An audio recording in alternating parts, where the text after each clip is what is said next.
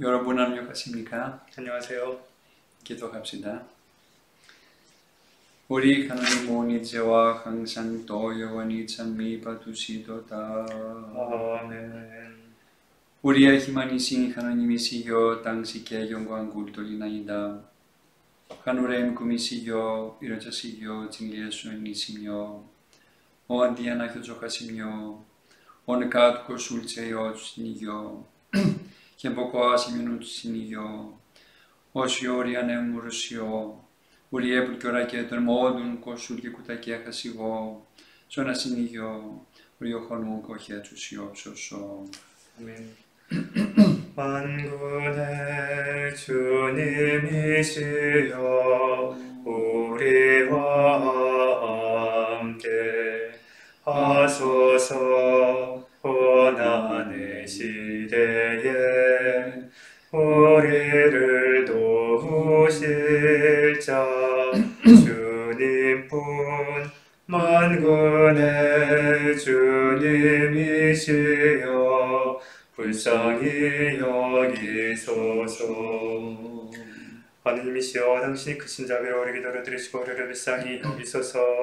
주여 불쌍히 여기소서. 또한 모든 종교의 신자들을 위하여 기도드리나이다. 주여 불쌍히 여기소서. 또한 코로나19로 인해 고통당하고 있는 우리 형제자매들이 건강할 빨리 회복하고 이 질병으로부터 세상을 보이시고 이 재난이 사라질 수 있도록 헌신적으로 일하고 있는 모든 선한 사람들을 위하여 기도드리나이다. 주여 불쌍히 여기소서. 또한 이 거룩한 교회와 이 도시와 이 나라를 흉년과 질병과 수재와 화재와 적의 침략과 내래 소멸해 주시며 선하시고 자유로우신 하나님께서 자비를 베푸시어 우리에게 닥쳐올 모든 분들을 물리치시고 또 모든 위험에서 구원해 주심을 위하여 기도드리나이다. 주여 불쌍히 여기소서. 주는 자비로우시고 자애로우신 하나님이시니 성부와 손자 손녀께 이제와 항상 또 영원히 나이다. 아멘. 주님께 기도드립시다. 주여 불쌍히 여기소서. 자애로우신 주님이시여 지혜의 빛이 우리 마음에 빛나게 하시며 우리 마음에 눈을 뜨게 하시어 죄의 복음을 깨닫게 하소서. 또한 우리로 하여금 죄의 말씀을 지키고 따르게 하시어 모든 욕망을 이기고 만사를 주님 뜻대로 지켜가고 함으로써 영적인 삶을 살게 하소서. 그리스도 하나님이시여 당신은 우리의 몸과 마음을 비추는 빛이시니 당신과 영하신 성부와 지극히 순하시며 생명을 주시는 주님께 이제와 항상 또 영원히 영광을 바치나이다. 아멘.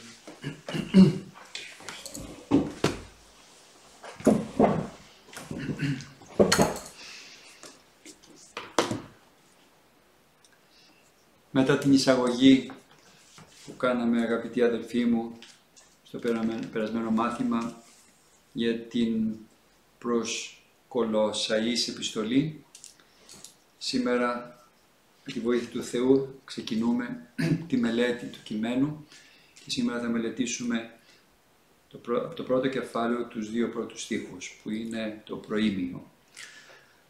우리가 지난 시간에 골로새인들에 보낸 이제 서신에 대한 그 서론적인 말씀을 우리가 이제 배웠습니다.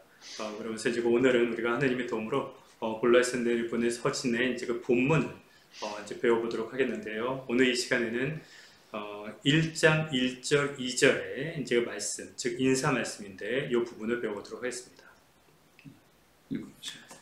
네, 골로새 1장 1절 2절 말씀입니다. 하느님의 뜻에 따라 그리스도 예수의 사도가 된 나 바울로와 우리 형제 디모테오가 골로사이에 있는 성도들 곧 성실하게 그리스도를 믿는 교우들에게 이 편지를 씁니다. 우리 아버지 하나님께서 여러분에게 은총과 평화를 내려주시기를 빕니다. Αυτοί οι δύο στίχοι αποτελούν το χαιρετισμό του Αποστολού Παύλου προς τους πιστούς της Εκκλησίας των Κολοσσών. Και εάν θα προσέξουμε θα δούμε πως είναι ένας συνήθις χαιρετισμός που ο Απόστολος Παύλος, με τον οποίο ο Απόστολος Παύλος ξεκινά και πολλές από τις άλλες επιστολές του. 오늘 1절, 2절의 이 말씀은 이제 그 사도 바울로가 골로새인들에 보낸 이제 그 신자들에게, 골로새에 있는 신자들에게 이제 그 보내면서 이제 그 하는 인사말입니다. 그래서 이제 그 인사말은 우리가 이제 그 사도 바울로께서 이제 그 다른 이제 그 서신에서도 우리가 이제 그 시작 부분에서 이제 그 흔히 볼 수 있는 이제 인사말이라는 걸 알 수 있습니다. Και αρχίζει την επιστολή του χαρακτηρίζοντας τον εαυτό του ως Απόστολο Ιησού Χριστού. 그러면서 이 서신의 시작을 사도 바울로는 예수 그리스도의 사도라고 이제 자기 자신을 특징지으면서 이야기하고 있습니다. Έτσι αντιδιαστέλει τον εαυτό του από τους ψευδοαποστόλους οι οποίοι κήρυσαν πλανεμένες διδασκαλίες. 이렇게 함으로써 이제 그 사도 바울로는 그리스도에 대해서 잘못된 그 복음 말씀은 이제 그 잘못된 그런 이제 오류로서 이제 그 이야기하고 있는 거짓 사도들과 이제 그 구분되어져서 구분하면서 이렇게 자기 자신을 소개하고 있습니다. Ο όρος Απόστολος, ο οποίος έχει μεγάλη θρησκευτική σημασία, φανερώνει δύο πράγματα. Πρώτα αποτελεί τίτλο τιμής για τον Απόστολο, ο οποίος, όπως μας λέει στην πρώτη προς Κορινθίους επιστολή του και στο κεφάλαιο 15 και στίχο 9, δεν είναι άξιος να καλείται Απόστολος, διότι καθ' υπερβολή εδίωξε την Εκκλησία του Θεού. 이 사도라는 이 용어는 이제 그 두 가지 이제 그 의미를 이제 또 우리들에게 나타내고 있는데, 첫 번째로는 이제 그 사도 바울로서 이제 그 명예로운 그러한 이제 그 호칭이 되겠습니다. 그래서 이제 그 사도 바울로께서는 또 이제 그 고린도인들에게 보낸 서신 15장 9절에서 이제 그 언급하고 있듯이 나는 사도들 중에서 가장 보잘것없는 사람이요 하느님이 교회까지 박해한 사람이니 실상 사도라고 불릴 자격도 없습니다.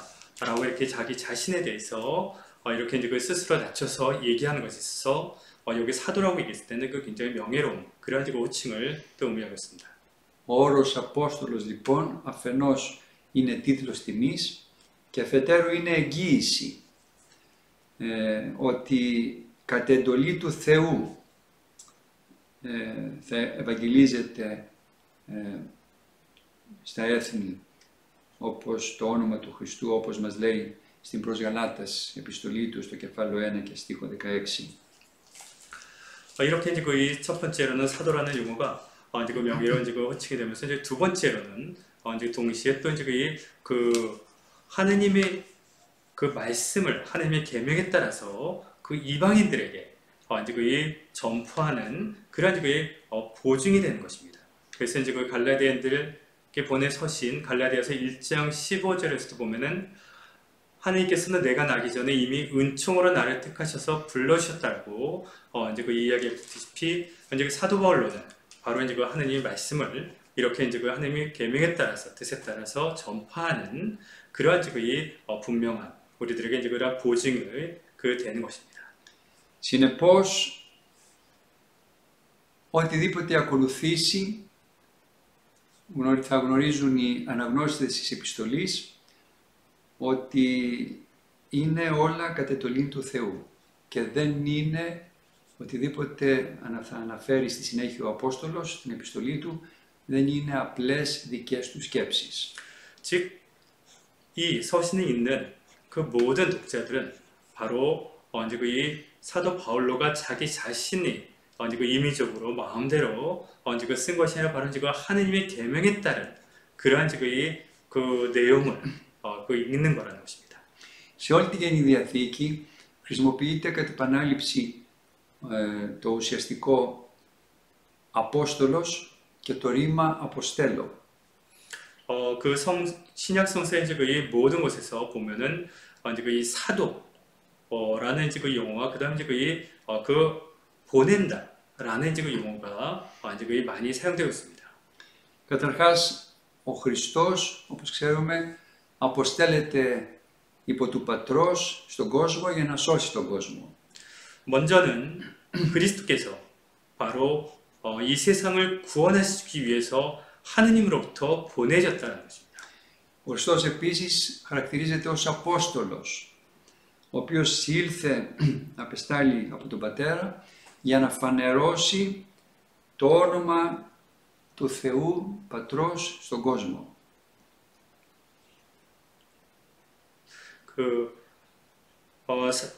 예수 그리스도께서도 이제 바로 사도로서 이제 이 당신 자신을 이제 또 지키면서 또한 이 세상에 이제 그 하느님의 이름을 이제 또 나타내 보이기 위해서 하느님으로부터 아버지로부터 이제 보내진 것입니다. 이 세상.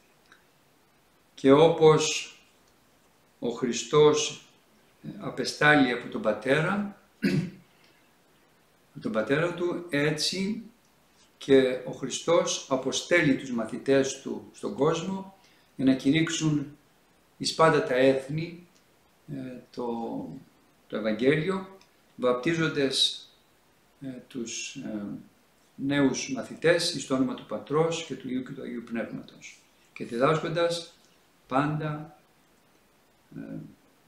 αυτούς στηρήν πάντα όσα ενετήλατο ο Ιησούς, όπως μας λέει το κατά Ματθαίον στο 28 κεφάλαιο και στους στίχους 19 και 20.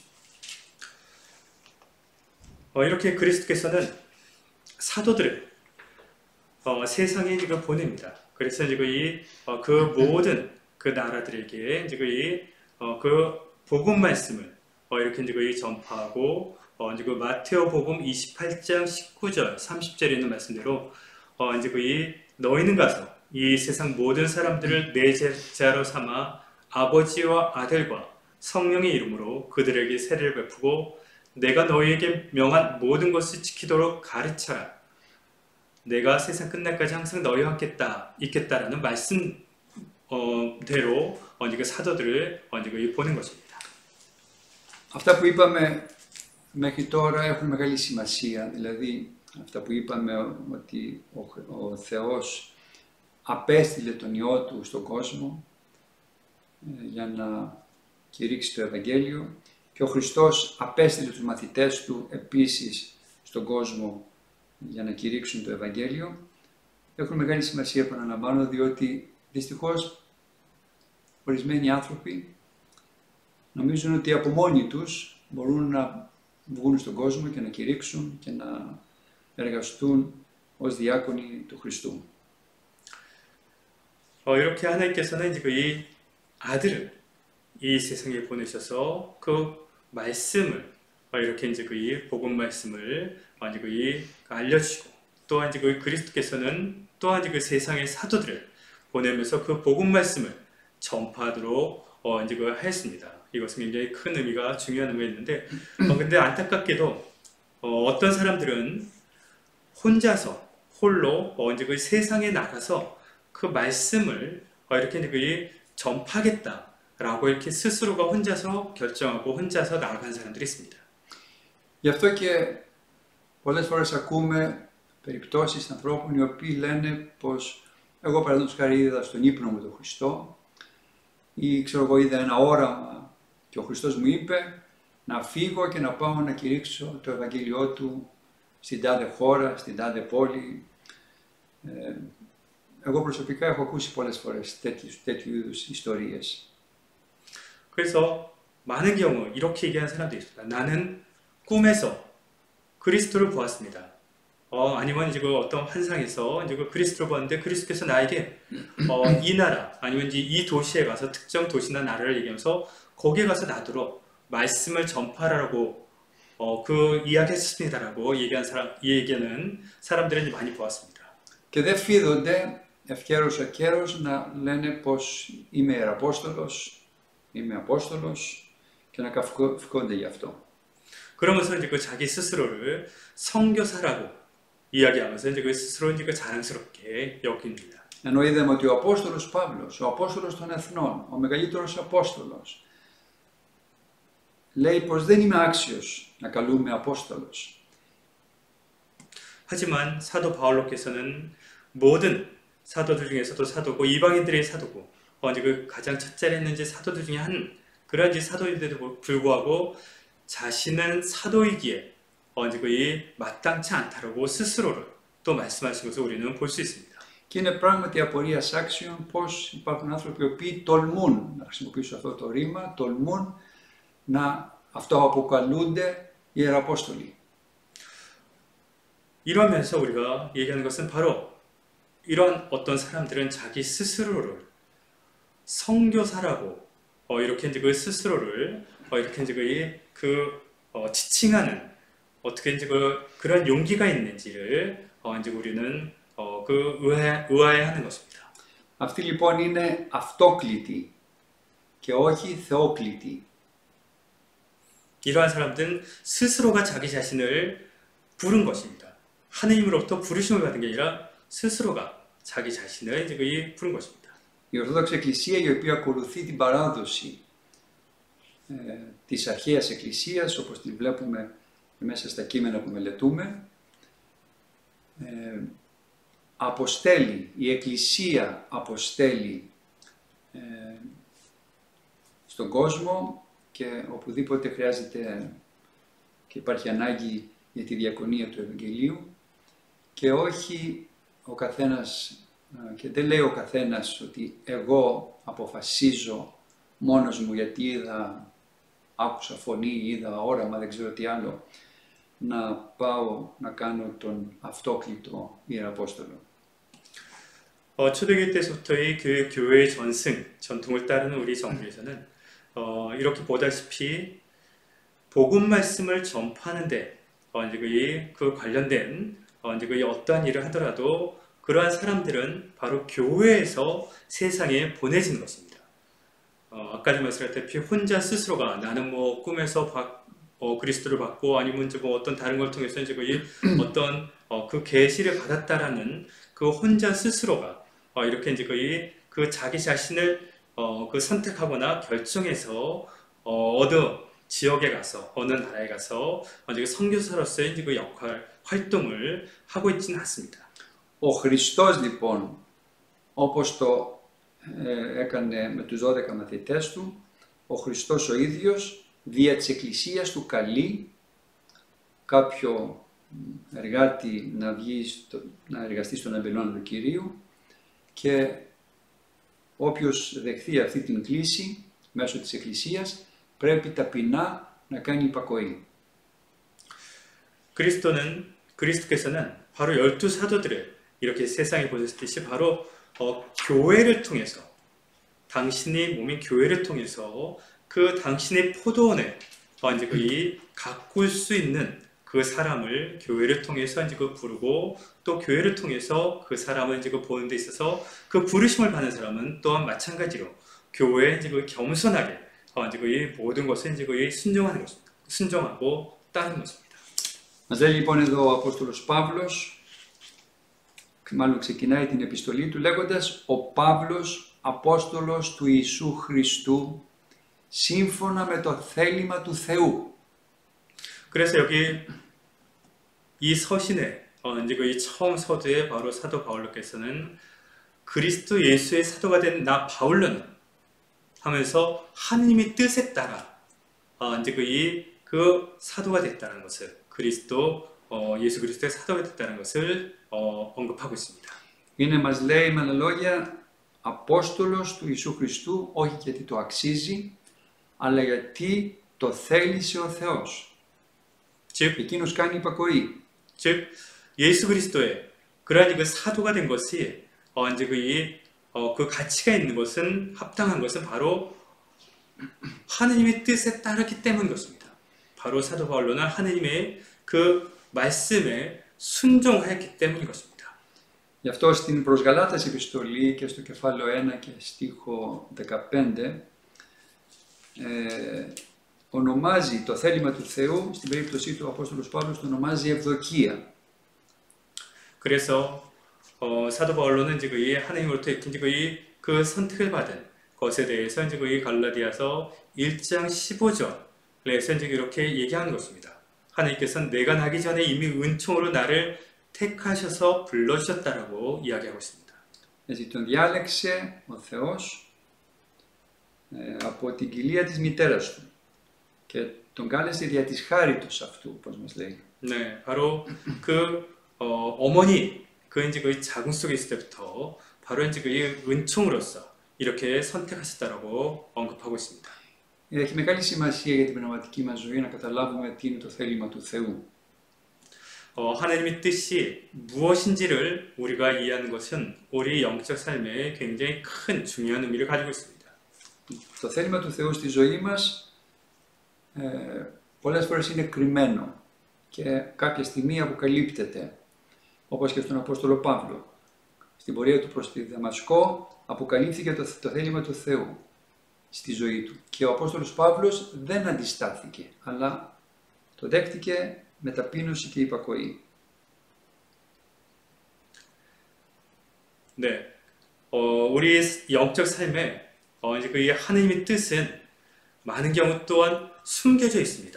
겉으로 이제 드러나서 처음부터 보이는 것이 아니라 숨겨져 있다가 이제 그 때에 따라서 그것이 이제 그 드러나 보이게 되는데 바로 이거 사도 바울로 같은 경우도 바로 다마스커스로 가는 그 길에서 그 하나님의 뜻이 이렇게 나타나 보이면서 이제 그 이 사도 바울로에게 그것을 알려줬는데 사도 바울로는 그것을 하나님의 뜻을 보고서는 거기에 대해서 이제 그 이 대항하거나 이제 그 반항한 것이 아니라 겸손하게 또 이제 그 순종하면서 그것을 받아들였던 것입니다.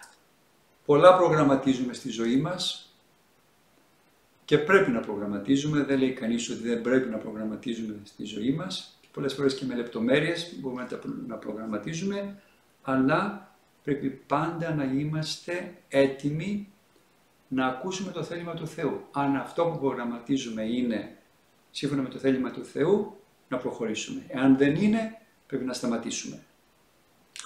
우리는 우리의 삶에 많은 계획을 우리가 만듭니다.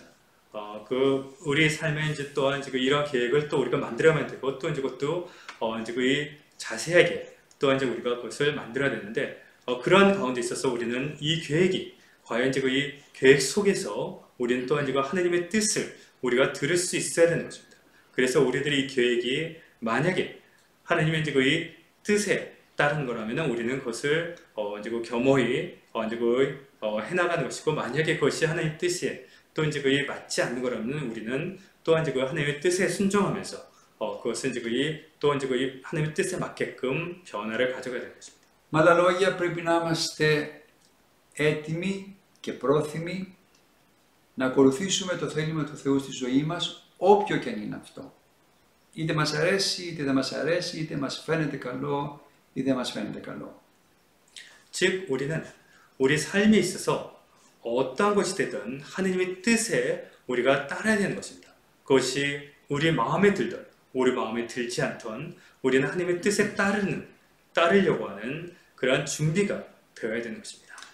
Έτσι, όταν κατά την προσευχή μας λέμε την Κυριακή προσευχή και επαναλαμβάνουμε το αίτημα γεννηθεί το θέλημά σου, τότε αυτή η προσευχή μας δεν θα είναι μια ξερή τυπική προσευχή, αλλά θα εκφράζει ακριβώς την απόφασή μας να δεχθούμε το θέλημα του Θεού στη ζωή μας. 그래서 우리는 기도할 때, 특히 이제 주일 기도할 때, 주기도문을 할 때, 우리는 그 하늘의 뜻이 이제 그 땅에서도 이루어지도록 해달라고 하는 이러한 이제 그 하나님의 그 뜻이 이루어지도록 해달라는 것이 형식적으로 이론적으로만 우리가 하는 것이 아니라 실제적으로 그것이 어떠한 우리 삶에 어떠한 것이든 간에 그 이루어질 수 있도록 우리 삶에서 그 하나님 뜻이 현실화될 수 있도록 우리가 그 진정성을 가지고 기도해야 되는 것입니다. Έτσι θα μπορούμε να πούμε και έτσι να τελειώσουμε το σχολείο μας για αυτό το θέμα. Μπορούμε να πούμε ότι το θέλημα του Θεού έχει δύο όψεις. Η μία είναι αυτό που ισχύει για τον καθένα μας την κάθε στιγμή, είναι η εφαρμογή του νόμου του Θεού στην καθημερινή μας ζωή. Αυτό είναι το θέλημα του Θεού. Να εφαρμόζουμε το θέλημα του Θεού στην πράξη, καθημερινώς. 이렇게 이제 그 하나님의 뜻은 바로 이제 우리들에게 두 가지를 얘기하는 것인데 첫 번째는 우리가 이제 매 순간 이제 우리 삶에 있어서 그 매 순간 우리는 하나님의 그 계명은 그 하나님의 뜻을 우리가 실천해서 적용해서 이제 그 살아가는 것입니다. Οι εντολές λοιπόν του Θεού, όπως είναι καταγεγραμμένες στην Αγία Γραφή και μας τις διδάσκει η Εκκλησία μας, είναι το θέλημα του Θεού για τον καθένα μας στην καθημερινή του ζωή. 바로 성서에서 성서에 기록되어 있는 그 하나님의 뜻, 또 이제 그 교회의 가르침이 바로 우리가 매일 생활에서 지켜나가야 되고 살아나가야 될 하나님의 뜻인 것입니다. Και η δεύτερη όψη είναι το θέλημα του Θεού ως κλίση. Είναι μια ιδιαίτερη κλίση που ο Θεός μπορεί να καλέσει κάποιον για την ιεροσύνη, για το μοναχισμό, για την ιεραποστολή, τη διάδοση του λόγου του στον κόσμο και ούτω καθεξής. Λοιπόν, αυτό θα είναι κάτι ιδιαίτερο, είναι μια ειδική αποστολή, είναι μια ειδική κλίση. 그러면 두 번째로는 바로 이제 하나님 뜻은 이제 이 하나의 부르심이 되는 것입니다. 이것은 이제 하나의 특별한 이제 그 부르심이 되면서 바로 이제 그 성직자로 부르신다거나 아니면 이제 수도자로서 아니면 이제 세상에 복음 말씀을 전파하는 자로서 이렇게 이제 그 부르심이 될 수도 있는데 이것은 아주 특별한 그 부르심이 되는 것입니다. Έτσι λοιπόν, ανακεφαλαιώνοντας λέμε πως θα πρέπει να είμαστε πάντοτε πρόθυμοι να εφαρμόσουμε το θέλημα του Θεού είτε ως τις εντολές του Θεού στην καθημερινή μας ζωή είτε ως το ειδικό κάλεσμα που μπορεί να κάνει ο Θεός σε κάποιον άνθρωπο. 그래서 우리는 이렇게 이제 우리 삶에 있어서 항상 이 하나님의 뜻을 즉 그것이 이제 우리가 하나님의 계명을 지키는 것이 되던 계명을 이제 따라서 이제 그 살아가는 것이든 아니면 또 이제 그 하나님의 이러한 이제 그 특별한 부르심이든 우리는 그것을 항상 이제 그 순종하고 받아들이려고 하는 준비를 가지고 있는 것입니다. Ξαναδιαβάζουμε λοιπόν τον πρώτο στίχο που μας λέει ο Παύλος, Απόστολος του Ιησού Χριστού, σύμφωνα με το θέλημα του Θεού και ο Τιμόθεος ο αδελφός. 여기 1절에 이제 그 말씀을 다시 보면은 하느님의 뜻을 따라 그리스도 예수의 사도가 된 나 바울로와 우리 형제 디모데오가라고 이야기하고 있습니다. Έτσι λοιπόν στον πρώτο στίχο, στο προήμιο της επιστολής, ο Απόστολος Παύλος μας αναφέρει τον Τιμόθεο, ο οποίος είναι μαζί με τον Παύλο κατά το χρόνο της συγγραφής της επιστολής και θεωρείται μάλλον πως αυτός την έγραψε και καθ' υπαγόρευση του Αποστόλου Παύλου. 이렇게 이제 그 서신에 이제 그 서두에 인사말로서 이제 그 디모데오를 이제 그 언급한 것은 이제 그 이 시기에 즉 이 서신을 쓸 때 디모데오 사도가 사도 바울로와 함께 있었다는 것을 또 얘기하면서 또한 이제 지난 시간에 말씀드렸다시피 이 서신을 골로새인들이 보낸 그 서신을 이제 그 이 사도 바울로가 이제 그 언급을 하면은 그 디모데오가 이제 그 글로써 이제 직접 손으로 이렇게 옮겨져 것이라고 이제 거기 말씀드렸듯이 이제 그랬을 거라고 이제 보고 있습니다. Ποιος είναι ο Τιμόθεος? 그럼 디모데오는 누구일까요? Ο Τιμόθεος ήταν ένα κορυφαίο μέλος της Αποστολικής Εκκλησίας. 디모데오는 이제 그 초대교회 때 이제 그 교회에서 또한 이제 그 높은 자리에 있던 이제 한 구성원 중에 이제 한 명이었습니다. Ο Τιμόθεος ήταν ένας από τους πλέον στενούς συνεργάτες του Αποστόλου Παύλου. Γι' αυτό ο Απόστολος Παύλος του ανέθεσε τη διαπίμανση της Εκκλησίας της Εφέσου και του απίφθινε και τις δύο ποιηματικές επιστολές του, την πρώτη προς Τιμόθεο και τη δευτέρα προς Τιμόθεο, τις οποίες έχουμε. 그리고 또 그 디모데오는 이렇게 이제 이 초대교회 때 이제 그 교회에서 중요한 그 자리를 차지하고 있던 인물 중에 한 명이면서 또한 사도 바울로와 아주 가까운 이제 그 협력자였습니다. 그래서 사도 바울로는 바로 디모데오를 이제 그 에페소 교회의 이제 그 책임자로서 또 이제 그 맡기기도 했고 또한 이제 그 디모데오에게 이제 두 번에 걸쳐서 이제 그 또 디모데오 1서, 2서에서 이제 그 서신을 보낸 것을 우리가 또 볼 수 있습니다.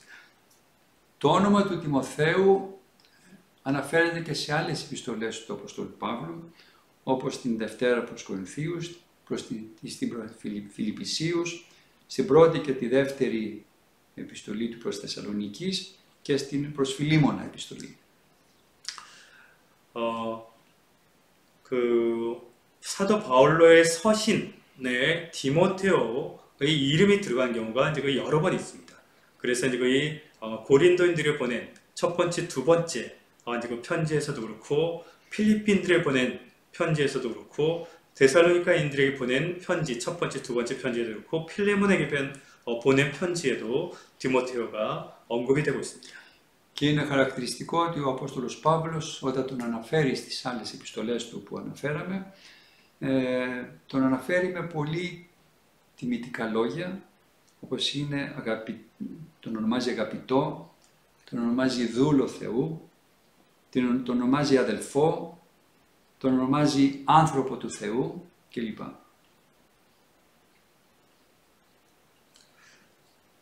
네, 사도 바울로는 이렇게 디모테오를 아까 이제 언급한 그런 이 편지에서 서신들에서 이제 그 언급할 때 그 명예로운 호칭을 이제 붙입니다. 뭐 사랑하는 디모테오라든가 하느님이 종 디모테오 아니면 형제 디모테오 또 하느님의 사람이라고 이렇게 그 호칭을 붙였습니다. Εκτός όμως από τις πληροφορίες που έχουμε από τις επιστολές του Αποστόλου Παύλου, πληροφορίες για τον Τιμόθεο έχουμε και από το βιβλίο των πράξεων. 이렇게 이제 사도 바울로의 서신 외에도 이제 이 사도행전에서도 디모테오에 대해서 언급이 되고 있습니다. Ας δούμε για παράδειγμα από το βιβλίο των πράξεων, το κεφάλαιο 16 και τους στίχους 1 έως 2, που εκεί μας μιλάει το κείμενο για το πώς γνώρισε ο Απόστολος Παύλος τον Τιμόθεο στα Λύστρα και μας λέει ότι ήταν γιος, ο πατέρας του ήταν Έλληνας και η μητέρα του ήταν Ιουδαία κλπ. 그래서 한 예로 그 사도행전 16장 1절 2절의 말씀 보면은 사도 바울로가 디모테오를 어떻게 만나게 되고 디모테오가 지금 어떤 사람인지를 이제 여기서 이제 볼 수가 있습니다. 그 뒤 바울로는 데르베에 들렸다가 리스트라로 갔다. 그런데 리스트라에는 디모테오라는 신도가 있었다. 그의 어머니는 예수를 믿는 유다 여자였으나 아버지는 그리스 사람이었다. 디모테오는 리스트라와 이고니온에 있는 교우들 사이에서 평판이 좋은 사람이었다. Και εδώ βλέπουμε ότι τον ονομάζει αδελφό του, τον Τιμόθεο ο Απόστολος Παύλος. Έχει μεγάλη σημασία ο όρος τον οποίο χρησιμοποιεί ο Απόστολος Παύλος για τον Τιμόθεο.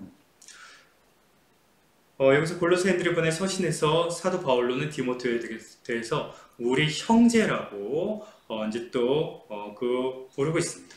여기서 이렇게 그 형제라고 이제 부르는 것은 이제 또 굉장히 명예로운 이제 큰 의미를 가지고 있습니다. Και φανερώνει την κοινή καταγωγή που έχουν οι χριστιανοί μεταξύ τους ως εν Χριστώ αναγεννημένοι. 바로 이제 이 그리스도 안에서 이제 이 같은 이제 이 형제라는 것을 이제 나타내고 있는 것입니다. 그리스도 안에서 다시 태어난 같은 형제라는 것을 이야기하고 있습니다. Και το ουσιαστικό αδελφός στα ελληνικά σημαίνει αυτός που προέρχεται από την ίδια μήτρα. Εδώ στην προκειμένη περίπτωση είναι πνευματικός αδελφός και προέρχεται από την ίδια μητέρα που είναι η Εκκλησία. 그리스어로 이 형제라는 단어가 이제 그 같은 자궁에서 나온 이제 그 사람이라는 그러한 이제 그 의미가 있습니다. 그렇듯이 이제 여기에서는 이제 바로 이제 그 영적 형제로서 바로 이제 그 같은 어머니, 바로 이제 그 교회라는 같은 어머니를 이제 그 통해서 나왔다는 것을 또 의미하고 있습니다. Έτσι λοιπόν από την Αποστολική εποχή οι χριστιανοί ονομάζονταν μεταξύ τους αδελφοί γιατί είχαν αυτή την κοινή καταγωγή, την κοινή προέλευση και συνδέονταν μεταξύ τους δια του συνδέσμου της αγάπης, της εν Χριστώ αγάπης. 네, 사도시대 때 이제 그 그리스도인들은 이렇게 이제 그 서로를 이제 그 형제라고 이렇게 이제 그 얘기했는데 바로 이제 그 한 근원에서 나왔다라는 것을 이제 그 이야기하는 것으로서 바로 이제 그 그리스도 안에서의 또 이제 그 이 서로가 사랑하는 관계라는 것을 사랑하는 사이라는 것을 또한 그 형제라는 것을 통해서 이야기하고 있는 것입니다. Αυτό είναι κάτι που πρέπει πάντα να σκεφτόμαστε, ότι μεταξύ μας όσοι είμαστε μέσα στην Εκκλησία είμαστε μεταξύ μας αδέλφια και αν για τον α ή β λόγο προκύψει μια διαφορά, όπως και μέσα σε ένα σπίτι, σε μια οικογένεια μπορεί να υπάρξει μια διαφορά, εντούτοις, εάν νιώθουμε ότι είμαστε αδέλφια, αυτή η διαφορά μπορεί να λυθεί εν Χριστώ Ιησού. 그래서 우리도 바로 이 교회에서는 바로 이제 우리도 이제 그 한 형제라는 것을 우리가 항상 잊지 말고 이제 그 기억을 해야 하는 것으로서 혹시라도 우리가 뭐 여러 가지 이제 상황이 있으면 그 다른 점, 어떤 이제 차이점, 다르다는 것은 이제 거의 가질 수 있습니다. 하지만 이것을 우리는 바로 이제 그 그리스도 안에서 모든 것이 이제 해결될 수 있다는 것을 또한 우리는 생각해야 되겠습니다. Προχωράμε λοιπόν στο δεύτερο στίχο και μας λέει εδώ ότι ο Παύλος λοιπόν και ο Τιμόθεος, ο αδελφός, απευθύνονται μέσω αυτής της επιστολής προς τους Αγίους και πιστούς χριστιανούς αδελφούς τους της Εκκλησίας των Κολοσσών. 우리가 계속해서 이제 그 2절에 이제 말씀 보면은 이제 바로 사도 바울로와 이제 그 디모테오는 이 서신을, 이 편지를 골로사이에 있는 성도들, 즉 거룩하고 그 믿는 이제 그 신자들에게 이제 그 보낸다라고 쓴다라고 얘기하는 것입니다. Βλέπουμε λοιπόν ότι τους αποκαλούν αδελφούς και τους πιστούς της Εκκλησίας των Κολοσσών, αλλά εδώ ο Παύλος στην επιστολή του αυτή χρησιμοποιεί δύο όρους που είναι πολύ χαρακτηριστικοί για όλους τους χριστιανούς και αυτοί οι όροι είναι ότι είναι άγιοι και πιστοί. 네, 이렇게 이제 그 성실하게 그리스도를 믿는 교우들에게 이 편지를 씁니다라고 하면서 이제 이 골로새에 있는 그러한 그 신자들도 이제 이 형제로서 이렇게 이제 여기면서 이 편지를 쓰는데 여기서 이제 그 사도 바울로서는 또한 이제 아주 중요한 이제 그 모든 그리스도인들을 또한 이제 특징 짓는 이제 그 중요한 두 용어를 사용합니다. 바로 여기에서 이제 그 한국어로는 지금 이제 성도라고 되어 있는데 바로 이제 이 거룩하고 또 믿는 이제 이 성도라는 것입니다. 신자라는 것입니다.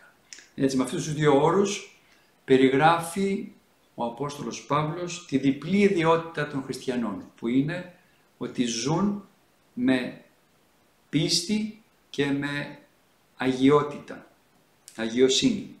네, 바로 이제 사도 바울께서는 이 두 용어를 통해서 이제 그 그리스도인들이 대한 이제 그 특징을 얘기하면서 바로 이제 우리 그리스도인들은 바로 이제 그 믿음과 그리고 또 이제 거룩함으로 살아가고 있다는 것입니다. Με άλλα λόγια, οι χριστιανοί των Κολοσσών έχουν θέσει ως σκοπό της ζωής τους να γίνουν Άγιοι, όπως ο Θεός είναι Άγιος και ότι γιατί αυτό η αγιοσύνη δηλαδή αποτελεί το θέλημα του Θεού, όπως μας λέει στην πρώτη προς Θεσσαλονικής, κεφάλαιο 4 και στίχο 3. 즉 골로새인들에 있는 그 그리스도인들은 바로 이제 이 하느님이 거룩하듯이 이제 그 거룩하게 되려고 거룩하게 되려는 그런 이제 목표를 가지고서 이제 그 살았던 것입니다. 바로 이제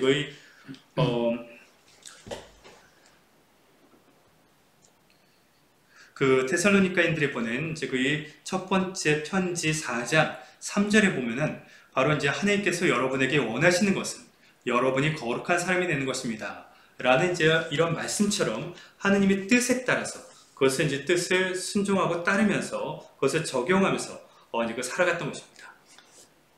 Δηλαδή οι πιστοί της Εκκλησίας των Κολοσσών έχουν καταλάβει ότι χωρίς την αγιοσύνη δεν μπορεί κανείς να δει το Θεό, όπως μας λέει στην προς Εβραίους επιστολή, στο κεφάλαιο 12 και στίχο 14. 즉 골로새 교회의 이제 신자들은 바로 그 거룩하게 살지 않는다면, 즉 이런 거룩함이 없다면은 하나님을 볼 수 없다라는 것을 알 수 있었습니다. 그것은 이제 그 또한 히브리서 12장 이제 그 14절의 이제 그 말씀을 통해서 그 말씀대로 살았던 것입니다. 여기 보면은 바로 모든 사람과 화평하게 지내며 거룩한 사람이 되도록 힘쓰시오. 거룩해지지 않으면 아무도 주님을 뵙지 못할 것입니다라는 히브리서의 말씀을 따랐던 것입니다. Και το προήμιο της επιστολής τελειώνει με την ευχή του Παύλου και του Τιμοθέου προς τους χριστιανούς της Εκκλησίας των Κολοσσών, λέγοντας ευχόμαστε ο Θεός Πατέρας μας και ο Κύριος Ιησούς Χριστός να σας δίνουν την χάρη και την ειρήνη. 이렇게 이제 그 이 서신의 이제 그 인사말, 서두의 인사말을 이제 그 사도 바울로와 디모데오는 골로새인들에게 이제 그 기원을 하면서 마치는데, 우리 아버지 하나님께서 여러분에게 은총과 평화를 내려주시기를 빕니다라고 기원을 하면서 마치고 있습니다. Αυτή η ευχή, δηλαδή το να έχουν οι πιστοί τη χάρη και την ειρήνη του Θεού, αποτελεί ένα συνηθισμένο χαιρετισμό του Αποστόλου Παύλου και στις άλλες επιστολές του. 이렇게 그 신자들에게 하나님의 은총과 평화를 그 기원하는 이러한 그 인사말은 사도 바울로가 다른 서신들에서도 흔히 사용했던 그 인사말입니다. Η χάρις θεωρείται ως προϋπόθεση της ειρήνης. 은총은 바로 이제 그 평화를 가지기 위한 어떤 그러한 그 전제 조건이 되기도 합니다. Χωρίς την ειρήνη δεν μπορεί να υπάρξει χάρις. 또한 이제 평화가 없이는 또한 은총도 우리가 받을 수가 없습니다. Και η χάρις εξασφαλίζεται δια της πίστεως στο Χριστό. 그리고 은총은 바로 우리가 하나님에 대한, 그리스도에 대한 그 믿음이 있을 때 우리는 또한 이것을 이제 받게 됩니다. Με άλλα λόγια, να το πούμε πιο απλά, όπου υπάρχει η χάρις του Θεού, εκεί ανθεί και η ειρήνη του Χριστού.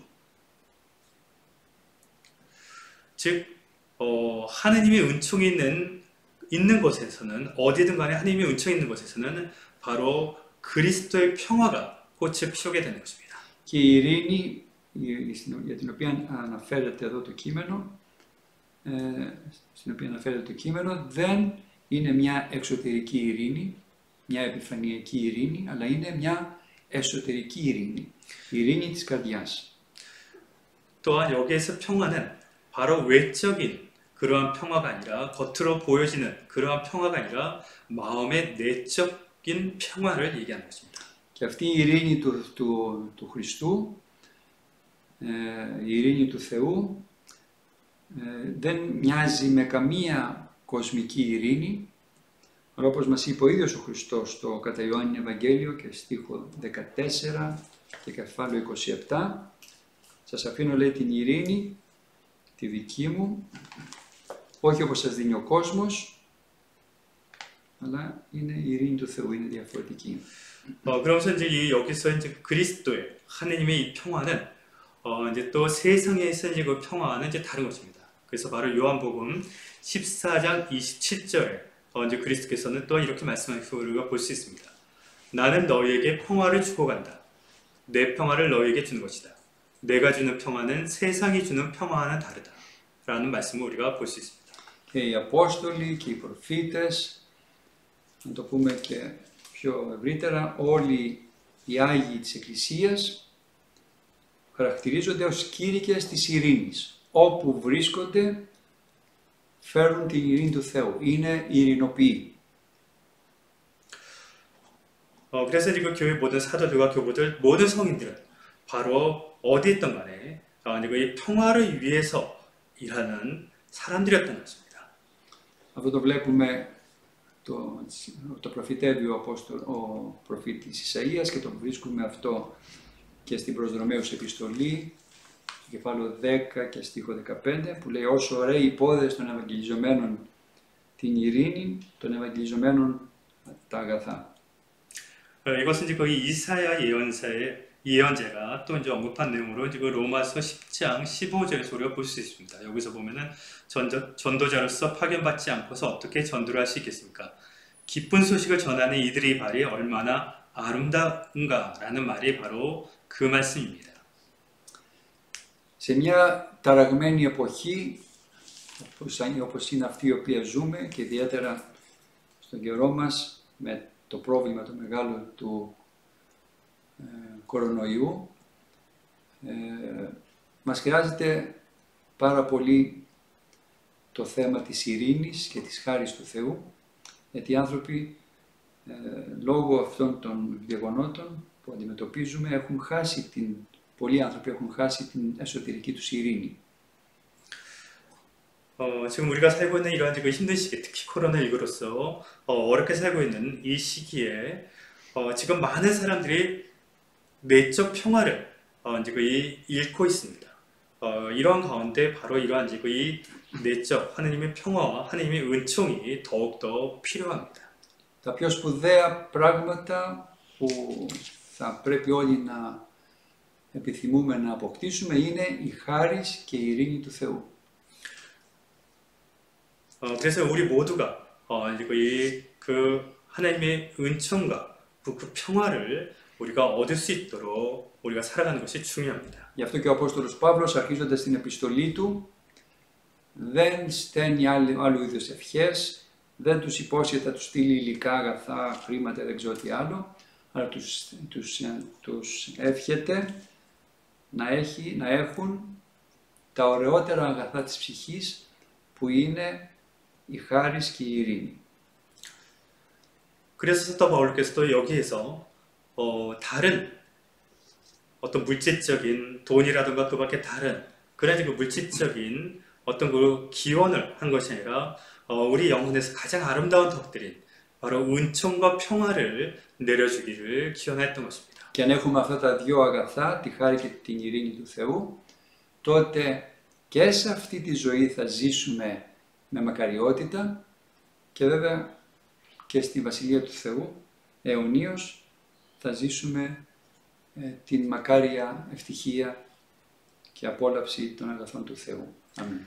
그래서 우리가 이 두 개의 더 하나님의 은총과 평화를 가지고 살아간다면 이 지상에서의 삶에서도 우리는 행복한 삶을 살아갈 것이고 당연히 또한 하나님 나라에서도 바로 이 평화와 은총으로서 영원히 그러한 행복을 누리면서 살아가게 될 것입니다.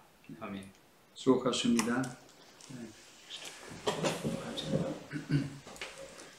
우리 하나님 주 예수 그리스도시여 거룩한 교부들의 기도를 전하여 우리 불생겨 계시고 공의해 주시옵소서. 아멘. 다음에 뵐게요. 네, 수고하셨습니다.